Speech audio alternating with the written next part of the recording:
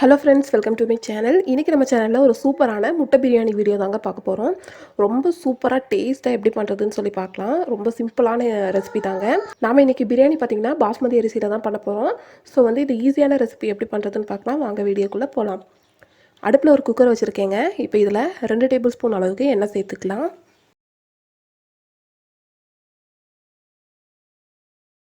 எண்ணெய் சேர்த்துட்டேன். ஃபஸ்ட்டு நம்ம இதுக்கு தேவையான வெங்காயத்தை பார்த்திங்கன்னா வறுத்து எடுத்துக்கலாம். இப்படி வறுத்தெடுத்து சேர்க்குறனால பார்த்திங்கன்னா பிரியாணியோட டேஸ்ட் பார்த்திங்கன்னா அடுத்த லெவலுக்கு போயிடும். சூப்பராக இருக்கும். ஸோ அதுக்காக தான் நான் 2 வெங்காயத்தை பார்த்திங்கன்னா நீல வாக்கில் இந்த சைஸில் கட் பண்ணி வச்சுருக்கேன். இப்போ இதை சேர்த்துடலாம். இது நல்லா பொன்னிறமாக வர்ற அளவுக்கு வறுத்தெடுத்துக்கலாம்.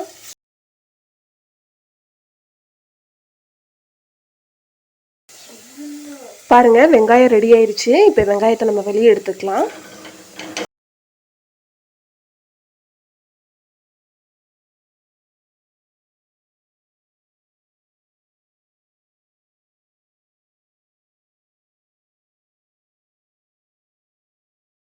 கொஞ்சமாக திராட்சையும் முந்திரி பருப்பும் வச்சுருக்கேன். இப்போ இதையும் இதில் சேர்த்து வறுத்து எடுத்துக்கலாம். அவ்வளோதான், பாருங்கள், ரெடி ஆயிடுச்சு. இப்போ இதையும் வெளியே எடுத்துடலாம்.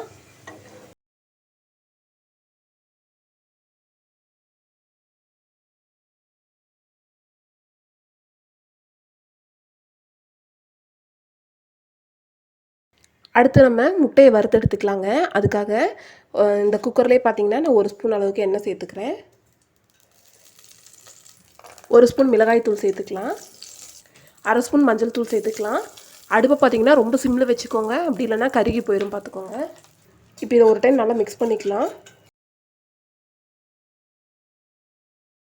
இப்போ இதில் நான் பார்த்திங்கன்னா முட்டையை வேக வச்சு எடுத்துருக்கேங்க. வேக வச்ச முட்டையில் இந்த மாதிரி பார்த்திங்கன்னா சின்ன சின்ன கீரல் போட்டு வச்சுருக்கேன். அப்போ தான் பார்த்திங்கன்னா மசாலா எல்லாமே உள்ளே சேரும். இப்போ நான் இந்த முட்டை இதில் சேர்த்துக்கிறேன்.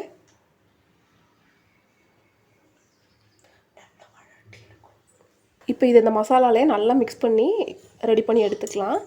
இந்த மாதிரி நல்லா மசாலாவில் மிக்ஸ் பண்ணி விடுங்க.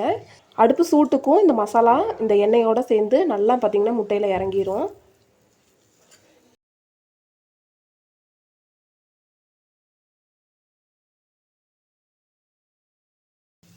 ஒரு 2 நிமிஷம் இப்படி பண்ணிங்கன்னா முட்டையோட மேலே பார்த்திங்கன்னா லைட்டாக அப்படியே முருவலாக வரும். அது வரைக்கும் பண்ணி எடுத்துக்கோங்க. அடுப்பு மட்டும் சிம்மில் இருக்கிற மாதிரி பார்த்துக்கோங்க. பாருங்கள், முட்டை சூப்பராக ரெடி ஆயிடுச்சு. இந்த அளவு ரெடியானாலே சரியாக இருக்குங்க. இப்போ நம்ம முட்டையை வெளியே எடுத்துடலாம்.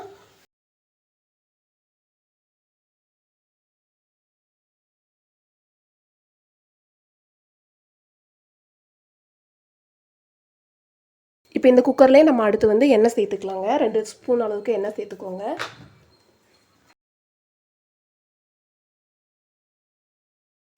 ஒரு ஸ்பூன் நெய் சேர்த்துக்கலாம்.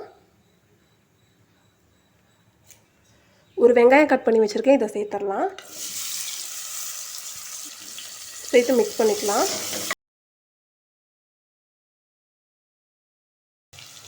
இப்போ இதில் 1 ஸ்பூன் அளவுக்கு இஞ்சி பூண்டு பேஸ்ட் சேர்த்துக்கலாம்.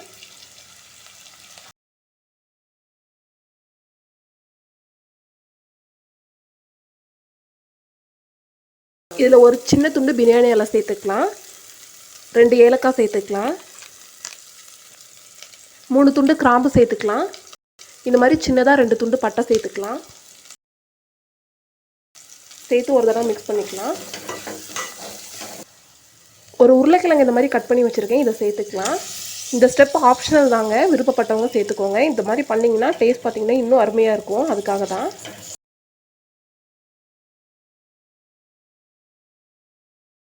தேவையான அளவு உப்பு சேர்த்துக்கலாம். நல்லா இந்த மாதிரி ஒரு தடவை மிக்ஸ் பண்ணி விட்டுட்டு இந்த உருளைக்கிழங்கோடு சேர்த்து இது ஒரு 2 நிமிஷம் வேகட்டுங்க இந்த எண்ணெயிலேயே. அவ்வளோதாங்க. நம்ம அடுத்து பிரியாணி மசாலா சேர்க்க ஆரம்பிச்சிடலாம். 1/2 ஸ்பூன் மஞ்சள் தூள் சேர்த்துக்கலாம். 1/2 ஸ்பூன் அளவுக்கு மல்லித்தூள் சேர்த்துக்கலாம். 1 ஸ்பூன் அளவுக்கு காஷ்மீரி மிளகாய் தூள் சேர்த்துக்கலாம். நார்மலான மிளகாய் தூள் சேர்க்குறீங்கன்னா 1/2 ஸ்பூனே சேர்த்துக்கோங்க, சரியாக இருக்கும். 1/2 ஸ்பூன் அளவுக்கு கரம் மசாலா தூள் சேர்த்துக்கலாம். சேர்த்து நல்லா மிக்ஸ் பண்ணிக்கலாம்.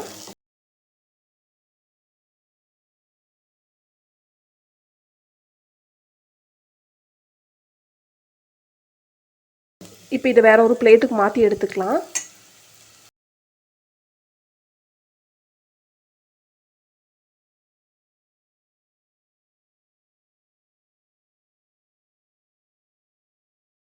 ஒரு தக்காளி கட் பண்ணி வச்சுருக்கேன். இதை இப்போ இதில் சேர்த்து வதக்கி எடுத்துக்கலாம். வேலை இவ்வளோ அதிகமாக இருக்குதுன்னு சொல்லி யோசிக்காதீங்க. இந்த அளவுக்கு செஞ்சிங்கன்னா அதோட டேஸ்ட் எப்படி இருக்குன்னு சொல்லி நீங்களே கொஞ்சம் யோசிச்சு பாருங்கள். ஒரு கைப்பிடி அளவுக்கு மல்லி இலை சேர்த்துக்கலாம். ஒரு ஸ்பூன் அளவுக்கு பிரியாணி மசாலா சேர்த்துக்கலாம். சேர்த்து நல்லா வதக்கிக்கலாம். இவ்வளோ ஸ்டெப் பண்ணணுமேன்னு சொல்லி யோசிக்காதீங்க. இந்த அளவுக்கு நீங்கள் தனித்தனியாக எல்லாமே ரெடி பண்ணிங்கன்னா அந்தளவுக்கு சூப்பராக இருக்குங்க டேஸ்ட்டு. ஸோ பயப்படாமல் பண்ணுங்கள், ரொம்பவே நல்லாயிருக்கும். இந்த பிரியாணிலே ஆகட்டும், முட்டையிலே ஆகட்டும், எல்லாத்துலேயுமே நம்ம தனித்தனியாக மசாலா சேர்த்தனால சூப்பராக இருக்குங்க டேஸ்ட்டு. பாஸ்மதி அரிசி பார்த்திங்கன்னா நான் எடுத்து வச்சுருக்கேன். நல்லா வாஷ் பண்ணி 20 நிமிஷம் ஊற வச்சு எடுத்து வச்சுருக்கேங்க. இப்போ இந்த அரிசியை மட்டும் இந்த தக்காளி கூட சேர்த்துக்கலாம்.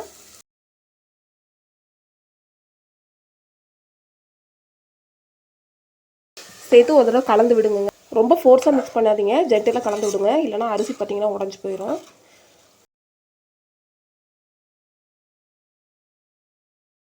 2 ஸ்பூன் தயிர் சேர்த்துக்கலாங்க. சேர்த்து ஒரு தடவை மிக்ஸ் பண்ணி விட்டுக்கலாம். நான் 2 கிளாஸ் அரிசி வச்சுருக்கேங்க. அதுக்கு பார்த்திங்கன்னா நான் 3 கிளாஸ் அளவுக்கு தண்ணி சேர்த்துக்கிறேன். அது ஒரு கிளாஸ்க்கு 1.5 கிளாஸ் அளவுக்கு தண்ணி பார்த்திங்கன்னா கரெக்டாக இருக்கும்.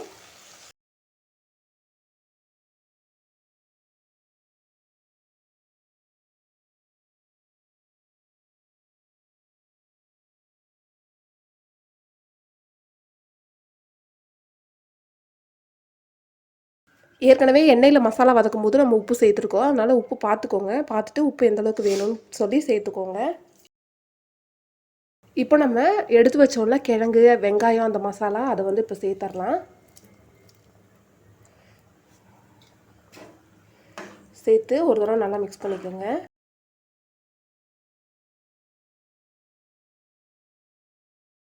பாருங்கள், இந்த மாதிரி நல்லா ஒரு கொதி வந்த பின்னாடி இதில் நம்ம ரெடி பண்ணி வச்ச முட்டையை சேர்த்துக்கலாம்.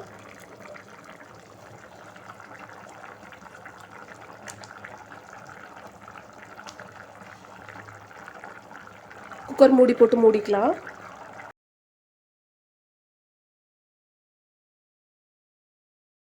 மூடி போட்டு மூடி ஒரு விசில் வைங்க, சரியாக இருக்கும்.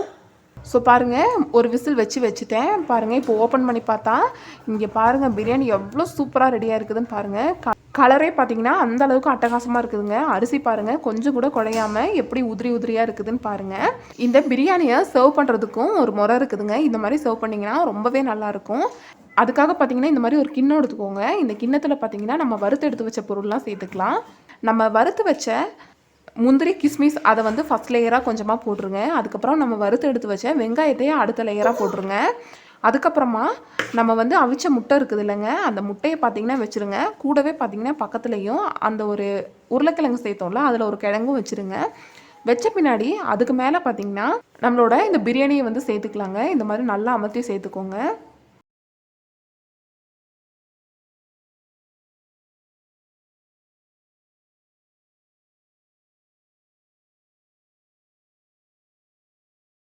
சேர்த்த பின்னாடி நம்ம எந்த பிளேட்டில் சாப்பிட்றோமோ அந்த பிளேட்டில் இந்த மாதிரி கவுத்தி எடுத்துருங்க. பார்க்கவே எவ்வளோ சூப்பராக இருக்குது பாருங்கள், எவ்வளோ லுக்காக இருக்குது பாருங்கள். இது கொஞ்சமாக வெங்காயம், அதுக்கப்புறம் அதில் ஒரு முந்திரி, அதுக்கப்புறம் கொஞ்சம் முட்டை, அந்த கிழங்கு, அப்படியே ஒரு பிடி சோறோடு எடுத்து சாப்பிட்டிங்கன்னா அந்த அளவுக்கு சூப்பராக இருக்குங்க. அந்த பிரியாணியோடு சாப்பிடும்போது அவ்வளோ சூப்பராக இருக்கும். ஸோ கண்டிப்பாக நீங்கள் இந்த பிரியாணி ரெசிபியை ட்ரை பண்ணி பாருங்கள். வேலை அதிகமாக இருக்குதுன்னு செய்யாமல் விட்டுறாதீங்க, அவ்வளோ சூப்பராக இருக்குங்க. இது வரைக்கும் இப்படி ஒரு டேஸ்ட்டில் நீங்கள் பிரியாணி சாப்பிட்ருக்கவே மாட்டீங்க, அவ்வளோ டேஸ்ட்டாக இருக்கும். ஸோ இந்த வீடியோ உங்கள் எல்லாத்துக்குமே கண்டிப்பாக பிடிச்சிருக்குன்னு நினைக்கிறேன். பிடிச்சிருந்தா லைக் பண்ணுங்கள், ஷேர் பண்ணுங்கள், கமெண்ட் பண்ணுங்கள். மறக்காமல் நம்ம சேனலை சப்ஸ்கிரைப் பண்ணி பக்கத்தில் இருக்க பெல் பட்டனை கிளிக் பண்ணி ஆளுங்கிற ஆப்ஷனை செலக்ட் பண்ணி வைங்க. அப்போ தான் நம்ம போடக்கூடிய எல்லா வீடியோஸோட நோட்டிஃபிகேஷனுமே உங்களுக்கு வரும். தேங்க்யூ ஃபார் வாட்சிங் ஃப்ரெண்ட்ஸ்.